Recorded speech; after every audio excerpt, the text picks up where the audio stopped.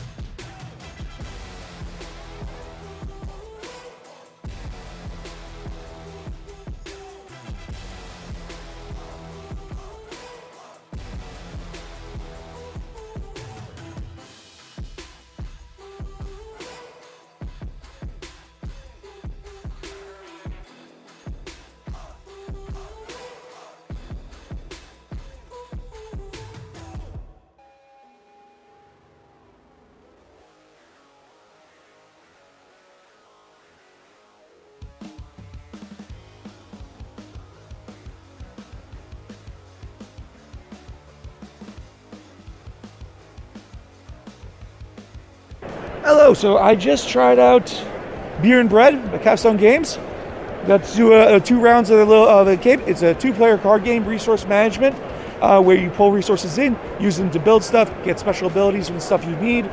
It's got a bunch of different rules, some very interesting mechanics, very low stress as far as like preventing people from playing each other because you're actually sharing hands, so there's no real secrets in the game. So it's very low key as far as that goes. But it was a lot of fun, and suggest you try it out.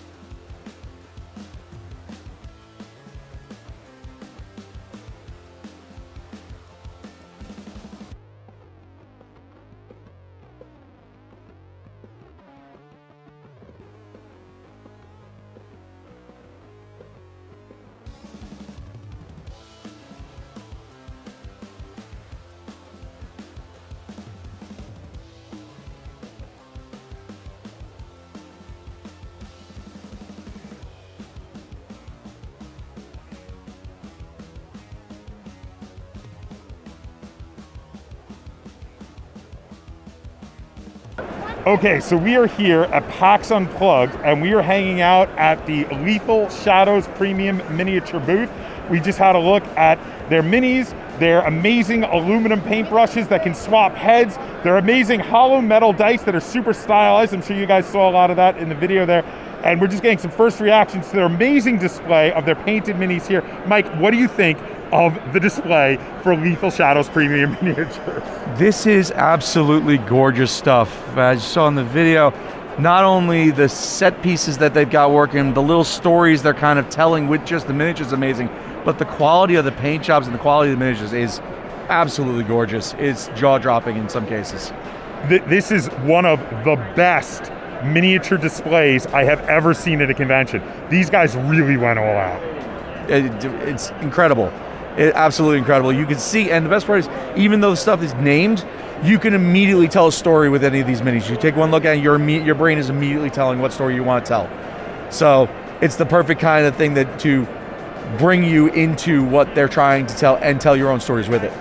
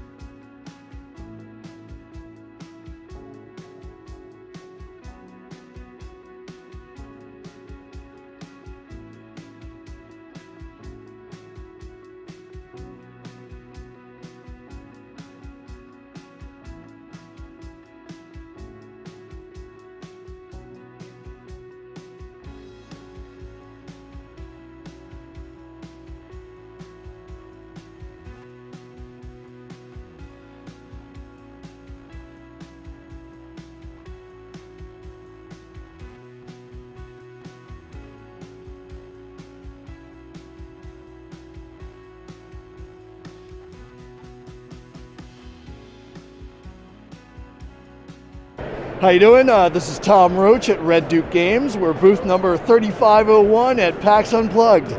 We today have the Necro Nom Nom Nom, the Cookbook of Eldritch Power. Real recipes, real food, terrible puns. Excellent food. It's a thing. And where can people buy it outside of the con? We have Red Duke Games on our website. We do have them available. We can sign those. And we are signing these today. And the artists should be here to sign and provide artwork in your books as well. So yeah, we have full line of playmats, games, stuff, and then we also have our friends here for the whole booth. So yeah, it's a full stop shop. And our upcoming crowdfunding world book for 5e is Furthest Night, a world book set in the D&D universe. It is a completely new realm, set in a dark world. 7 evil gods, 7 good gods, and 7 neutral. New races, new campaigns, everything. Crowdfunding this month.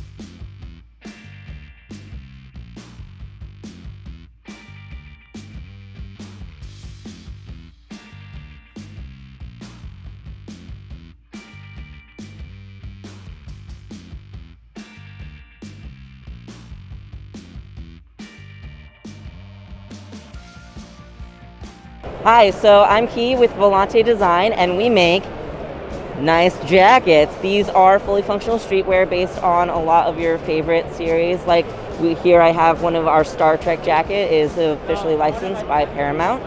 So this one is the next generation jacket. As you can see, it's not fully screen accurate. So it has functional pockets on the outside. It has a storage pocket on the inside for all of your hidden goodies as well. And right up here, there's a little badge pocket. So if you have a magnetic comm badge, you can slip the back of it in there, slap your badge on top. So if you take off the front of the badge, you don't have to worry about the back falling out of your jacket, and you don't have to pin through your nice new $300 coat. So Volante Design, you can find us online, Instagram, Facebook, Twitter. We also go to a bunch of the PAX conventions, New York Comic Con. So if you find us, please wander in, try on some jackets, get an idea of your size and how everything fits. What other styles do you have? So we have Next Generation, Discovery, Voyager. We also have officially licensed. We have Star Trek, Assassin's Creed, Devil May Cry. What's another cool one? Yeah, so this is one of our more original designs. This one is the Hacker. We've had it for 9 years now. It's one of our most popular jackets. It's based loosely on Watch Dogs. You can kind of see that in the stitching details right back here. Everything we have here is handmade in America, right in New York City. We also have a line of urban ninja styles. So this is the Ronin that is based on samurai armor. It has ballistic nylon shoulders, nice and so water cool. resistant. Yeah. Oh, My favorite is that one in white. It's really sharp looking. Yeah. That is so cool. Yeah. Let's see the back. Let's see the back of that one. Mm-hmm. Oh, very nice. Thank you so much. Yeah, of course.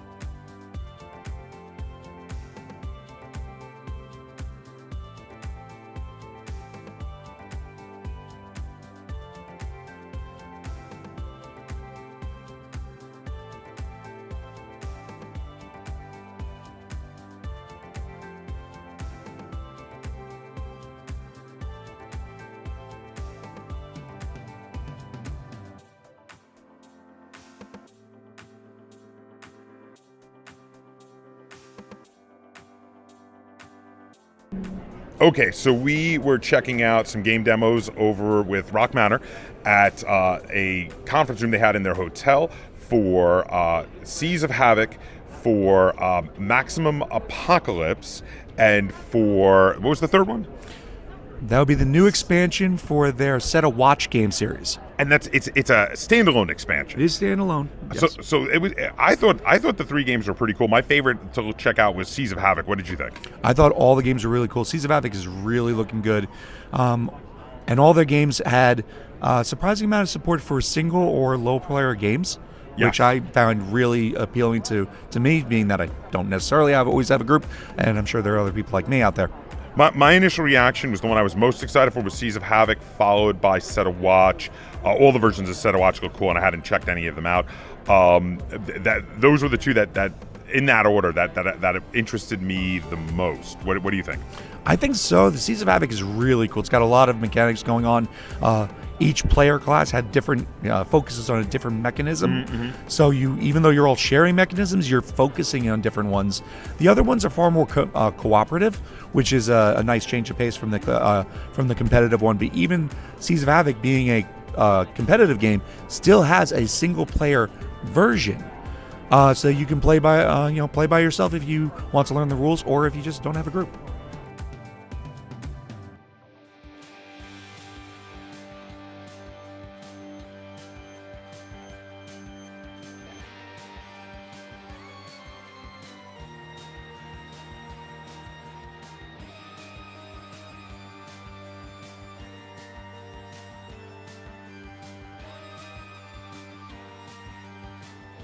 So Monstrous is going to be a system-agnostic bestiary based on artwork that Kyle Latino has been doing for the last year. This is the sample of part of one of the chapters on a lich. Talks about what a lich is, what a lich wants, how do you build the lich into the story and the world you have, but then there's a specific workbook page for each monster that's going to let you dive a little bit more down into how does this actually fit into your story rather than just dropping them in. And then there's going to be different ways you can lens that mechanically for a number of different systems. So whether you're playing D&D 5e, system agnostic OSR game, you'll be able to kind of set it up, but all with this beautiful art. We're really excited to partner with Cloud Curio Studios and Kyle Latino to make this come out this September. And so we're just giving out some samples of those at PAX this year, along with some of these art prints by Kyle from art he's already done for the bestiary coming up. And where will people be able to get it once it's available? It'll be crowdfunded on Kickstarter, and then it'll be able to get it either through the Cloud Curio site or through Plus One EXP. Thank you very much.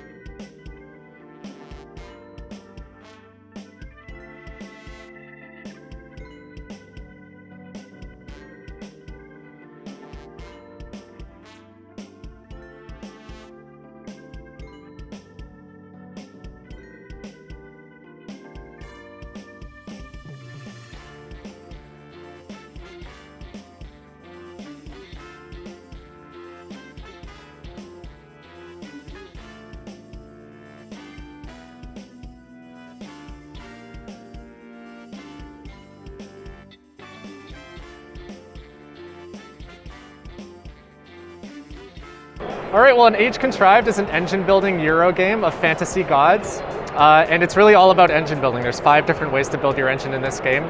Each of us plays a god in this fantasy pantheon, and we are helping develop a mortal civilization on the board. So if you turn your attention to the board, this is what it looks like at the end of the game with these monuments constructed. That's one of the ways that we're helping develop a mortal world.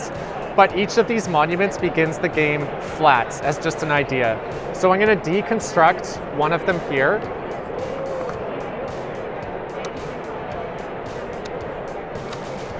And this is going to be constructed panel by panel as players fill the various requirements of it. Just like that. These are magnetic, so they just snap onto the board here until that monument is complete, like so. And then the game is going to end once all of these monuments are finished. Now we're going to tally up points. Now everything you do on your turn is driven by this board in front of you, and it works like a conveyor belt that moves from left to right. So there's two types of turns. You can do either one or the other. The first type is to advance your network of tiles forward. The tile that slides off the right comes back around, it's ready to cycle through, and any spaces that exist in the new tile that enters, you get to fill however you like from your exhausted pool. The second type of turn is you can use these tokens to take actions. You can take as many actions as you want, but you can only use the tokens in the bottom row here. So I can take a maximum of 4 actions on this turn. The actions are largely going to revolve around deploying tokens from the top row out onto the board into matching spaces in monuments like so. Once those spaces are finished, that monument section will be constructed. You're also going to be moving with your character on the map. As they travel around the board and land on these link tokens connecting regions, they will be getting whatever benefits are printed on them. And I won't get into what those are, but they are going to be benefits that build your engine in one way or another. We're also going to be introducing key concepts of a civilization to the mortals of this world, like philosophy, mathematics, economics, stuff like that, trying to build up a mortal civilization. And then the game ends when all of the monuments are finished, and we are going to count up points, see who wins. That's it, An Age Contrived. All right, so An Age Contrived is coming to Kickstarter in February 2023.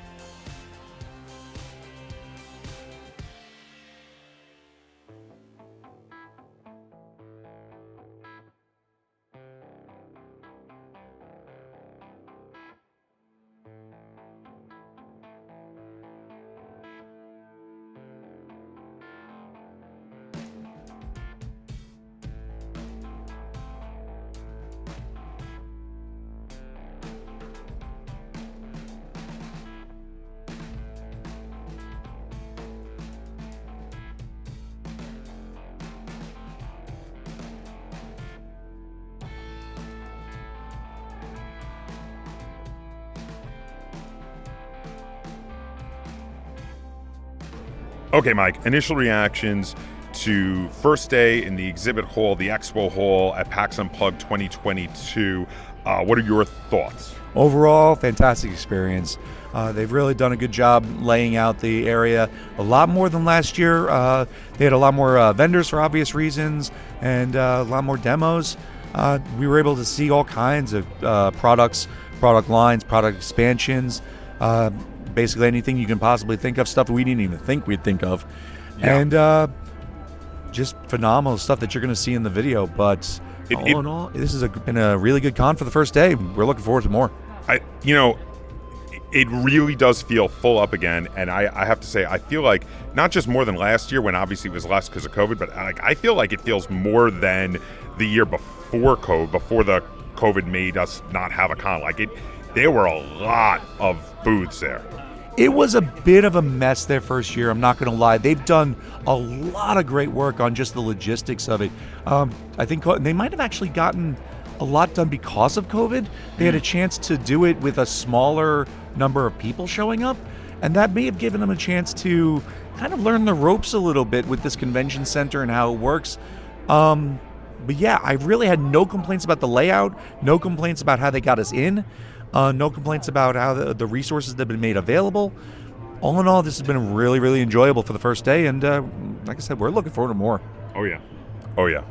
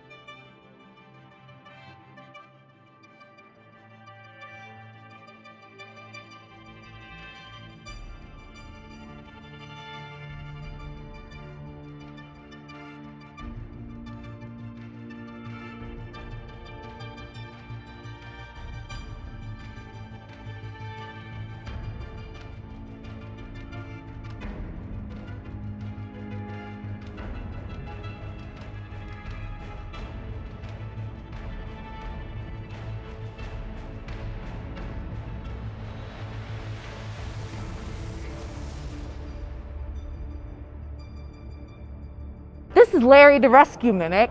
Larry was found in a field, just being a bookshelf out in a field.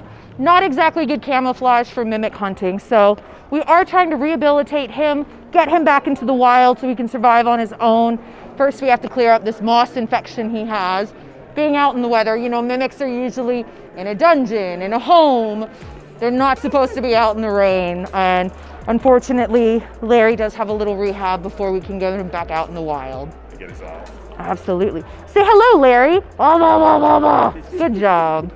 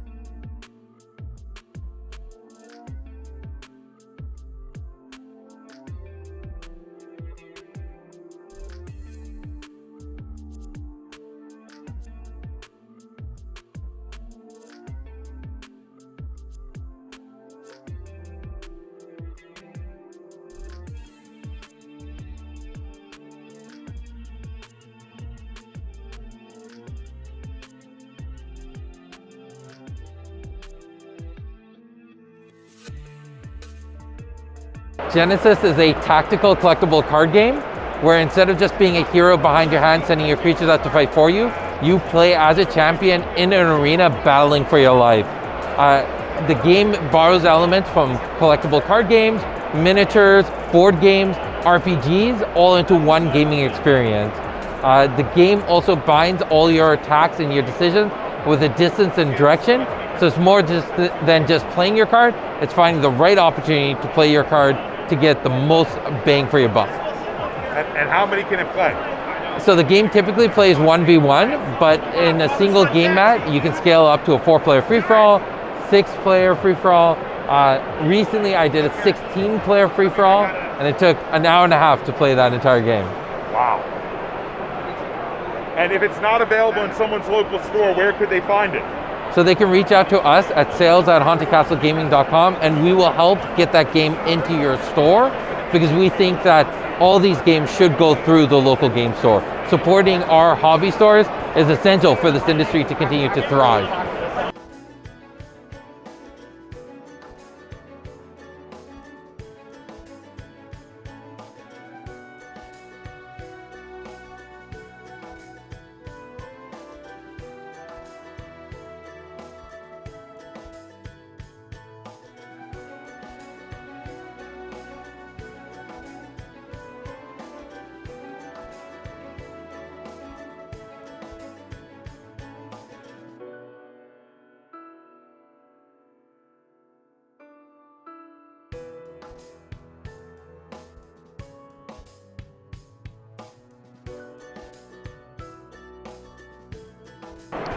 So I just got done playing Pinfire Chronicles at PAX Unplugged. It's a Kickstarter that's going to be released for general distribution come probably about August, according to what they said, but they are fully backed. The game itself was really fun, very much a board game with a combat mechanic in there, as well as a storytelling mechanic that allows you to have the game be the GM for you, along with an app that will actually read the cards for you in voices via recording. So you can have all of your players playing as characters against the environment itself. The entire thing is based in stories that are split up, so even though it's a 6-hour game, you're only doing like an hour at a time, and you can just easily carry over from one to another, and you keep items, gold, resources, etc. The game itself is really fun. It still has, even though it is primarily a board game, it is a choose your own adventure kind of thing where it's flowing through a narrative, but there's still a lot of room in there that if you have role players at the table, they can very easily fall into the characters and role play amongst themselves in the settings. So you've got a combination of combat, skill encounters, resource management, a couple different things depending on which phase of the story you're at. And generally the whole story is about trying to recover the lands that are lost to this nebulous darkness, and you bring about light, thus what you're trying to bring back to the world and free up these areas. And it does treat you kind of like, okay, adventurers, you go do this stuff, it's your job. The NPCs actually say things like that, so there's some humor in there too. All in all, very good.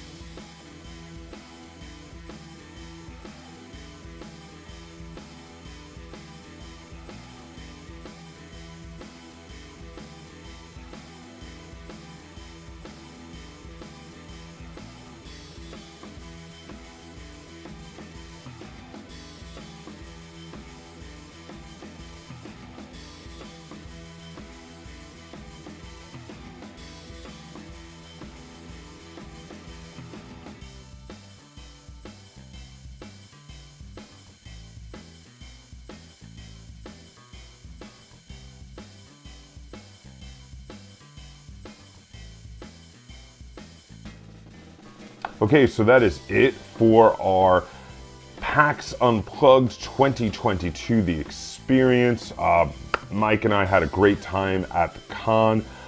There you saw a lot of our initial reactions. Still to come, I have my haul video, all the stuff I got at PAX Unplugged 2022, as well as my wrap-up video where I'm going to give you my final thoughts, what things changed, what things stayed the same, what was good, what was bad at PAX Unplugged 2022. So stay tuned for those. And until next time, game on.